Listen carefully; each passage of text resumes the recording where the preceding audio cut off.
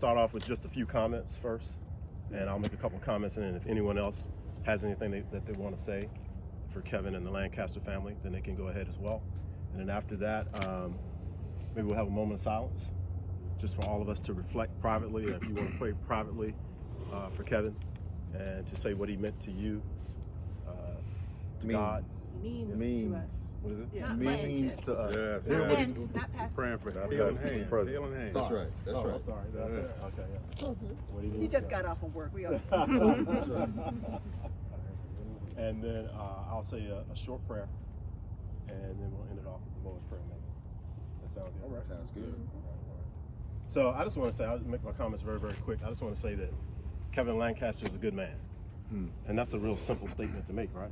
It's a very, very simple statement. And any man out here that's worth his salt, we want folks to say that about us. We want other guys and we want other gals to say that about us, that you're just a good man. But unfortunately, it's not a lot of good men like that out here today. And so Kevin Lancaster is a good man. And so a really good man, a giant amongst men here at Oak Creek and amongst us. And so we might find ourselves, and I wouldn't be surprised if you question yourself, you know, why does this happen to him? Why does this happen to a good person? You know, maybe his family is questioning that as well. Why does this have to happen right now?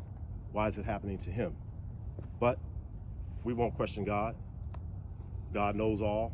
He has the ultimate plan, so we won't question God. And we know, as I said on the email, we're faithful people on the text. We're faithful people. And we know that God's promise is that he will always be with us. No matter what happens, he will be with us. And so we'll get through this too. This too will pass. And it's just great. Brian said a minute ago, there's no street better in the United States other than this street right here, this block right here. And so they'll get through it, and we will help them to get through it. We're going to support them in any way we can until he's up and at it again and healthy. And so that's all I want to say.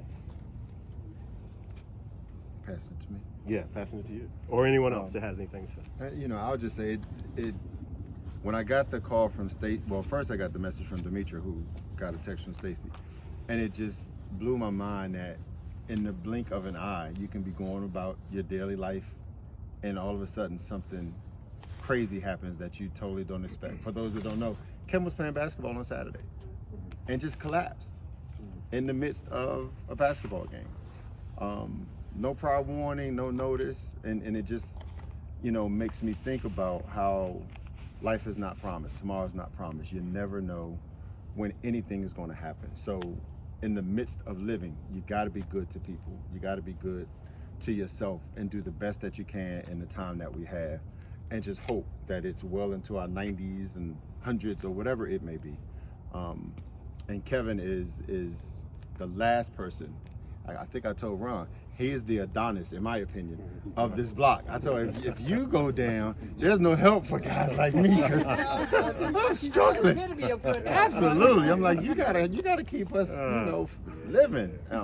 But again, this was something that, you know, doctors didn't detect, he didn't expect, and it just happened. So to Kevin, I just, you know, offer my humblest thoughts, and to that family. Anything that I can do, we can do, we're going to do to make it a little bit easier for them. I would like to make mention of the fact that these things happen, and you never know when they're going to happen. Sure. And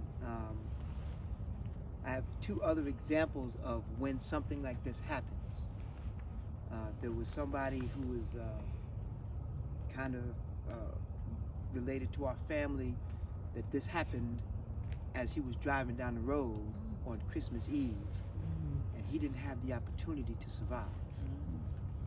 And I have another friend of mine that something like this happened to after he finished doing, you know, refereeing a basketball game, and drove all the way home and made it into his garage where his wife was waiting for him to come inside. So he did have an opportunity to survive. And so I say, if it's gonna happen, it's gonna happen. And all we can hope for is that if it happens, we have an opportunity to survive. So I'm not questioning God, because if it was gonna happen, Let it happen while he's at a facility where he's playing basketball, That's right. as opposed to doing 65 on the Beltway and having an opportunity to survive. So I don't question that. I'd say thank you for that. Yeah. That it happened, where it happened, when it happened, because we know it's gonna happen. Things like this are gonna happen, and so for us, being prayerful, being faithful, being the good people that we try to be, having something like this happen and giving us the ability to get through the other side is the blessing. Amen. And I'll piggyback off John, and I'll just say, I think from the very beginning, we've always said this street was very special. I don't think it's happened chance that God brought us all here. I think that there's definitely favor on this street. I think everyone saw DeMar Hamlin situation on the field. And I think God has a purpose for him, just like he does for Kevin, because it didn't have to be this way. It's true. We could be helping Stacy plan a funeral. That's right. So I think this is just so special, just how we always have come together. We've all had tragedy, but God still has blessed us, and he's going to continue to do it. So we all love the Lancasters, and again, you know, just our block is special. Everyone can't do this. Everyone doesn't have the support group, just family, but also neighbors. So it's really special. So we love you, Kevin and Stace, and we're here, whatever you guys need. Amen. I mainly want to speak for like the kids in our neighborhood. We're all growing, we're all getting older, and Mr. Kevin played like a good role as we grew. Me and my brother, we got to the block when I was about 3, he was about 1. Mr. Kevin welcomed me, and the whole Lancaster family welcomed me and my family onto this block. The Lancasters are great people. They're just all together a great spirit, and Mr. Kevin, I feel like he has like one of the, I guess I would say, bigger roles into leadership for Amber, Brooke, and Courtney. He's a girl dad, and girl dads are very strong to me. They play a huge role into making sure that the girls grow into great young women, and that they grow into, I guess, leading roles. So I would just want to say, Mr. Kevin, he's just great. It's just to put it into simple words, he's great. He's been great for me. He's been great for the Rocks. He's been great for the Tillmans. He's been great for everybody on this block.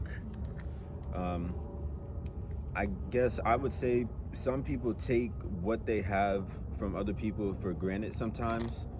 But I feel like everybody on this block, especially me, like I cherish the moments I can have with any neighbor that I can.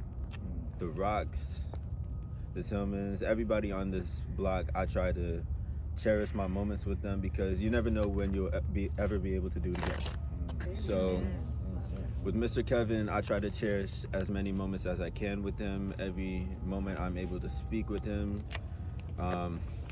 So all I can really say is Mr. Kevin is a great man. I believe that he can get through this. Yes. And since we're all here today to pray for him all together, I'm pretty sure we all believe he can get through this. Amen.